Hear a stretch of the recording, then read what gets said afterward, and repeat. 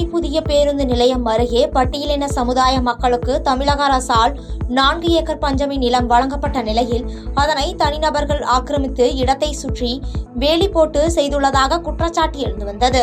இந்நிலையில் பல்வேறு அமைப்புகள் மற்றும் 100க்கும் மேற்பட்ட பட்டியலின மக்கள் இடத்தை சுற்றி இருந்த தடுப்பு கம்பிகளை பிரித்து குடியேறும் போராட்டத்தில் ஈடுபட்ட நிலையில் இதுகுறித்து மாவட்ட ஆட்சியர், வருவாய் அலுவலர் உள்ளிட்டோரிடம் பலமுறை புகார் தெரிவித்தும் நடவடிக்கை எடுக்கவில்லை என பாதிக்கப்பட்டவர்கள் குற்றம் சாட்டி செய்தியாளர்களுக்கு பேட்டியளித்துள்ளனர். என் பேர் வீரகுரு, புரட்சி தமிழர் கட்சியில மாவட்ட செயலாளராக இருக்கேன்.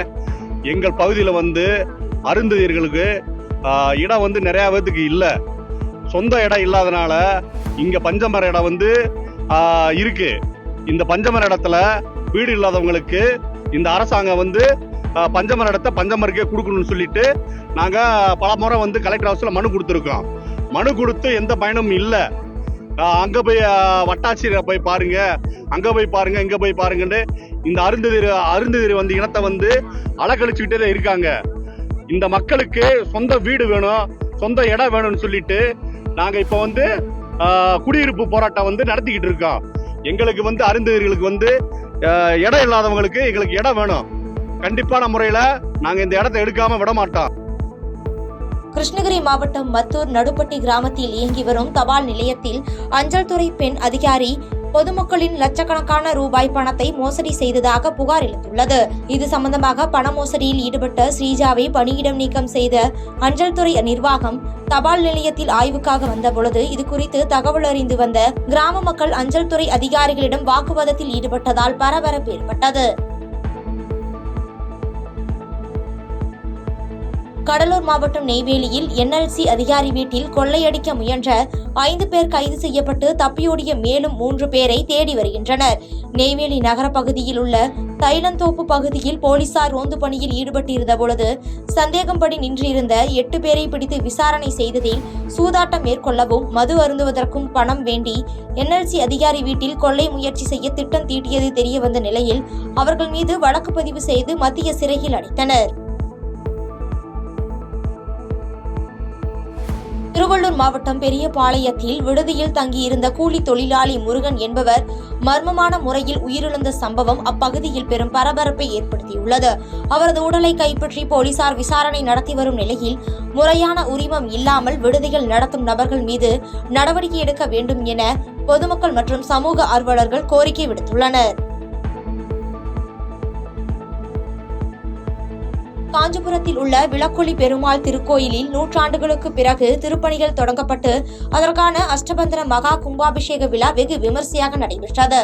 இந்நிகழ்ச்சியில் ஏராளமான பக்தர்கள் கலந்து கொண்டு சுவாமி தரிசனம் செய்தனர்.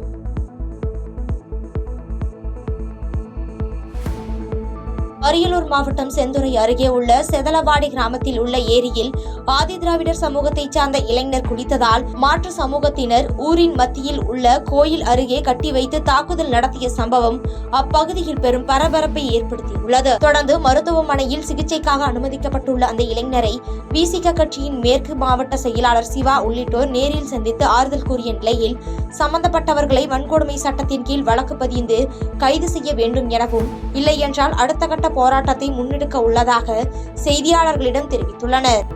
2025 காலகட்டத்திலும் அறிவியல் வளர்ச்சி, விஞ்ஞான வளர்ச்சி அடைந்துள்ள சூழலிலும் ஒரே ஊரில் குளிக்க சென்றதற்காக சாதி பெயரை சொல்லி எதிராக திட்டி உயிரிக்க அச்சம் ஏற்படும் வகையில் அடித்து துன்புறுத்திய அந்த 4 சாதி வெறியர்களையும் உடனடியாக வன்கொடுமை தடுப்பு சட்டத்தின் கீழ் கைது செய்ய வேண்டும் என அரியலூர் மாவட்ட விசிக சார்பாக மாவட்ட காவல்துறை துணை கண்காணிப்பாளரிடம் முறையிட்டுள்ளோம்.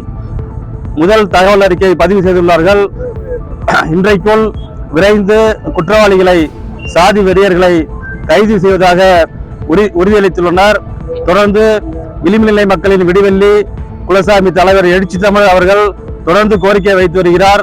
தமிழ்நாடு அரசுக்கு திராவிட மாடல் ஆட்சி நடத்தி வரும் மாண்புமிகு முதல்வர் அவர்கள் இதில் உடனடியாக தலையிட்டு ஆணவ கொலைக்கு எதிராக தனி சட்டத்தை இயற்றுமாறும் தலைவர் சார்பிலும் அரியலூர் மாவட்ட விசிக சார்பிலும் கோரிக்கை வைக்கிறோம்.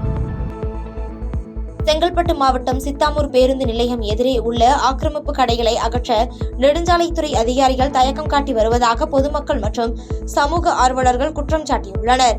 இதனால் பேருந்து பயணிகள் அவதியுற்று வரும் நிலையில் இதுகுறித்து அப்பகுதி பொதுமக்கள் செங்கல்பட்டு மாவட்ட ஆட்சியர் அலுவலகத்தில் பலமுறை புகார் அளித்தும் எந்த நடவடிக்கையும் எடுக்கவில்லை என குற்றம் சாட்டி நடவடிக்கை எடுக்க வலியுறுத்தியுள்ளனர்.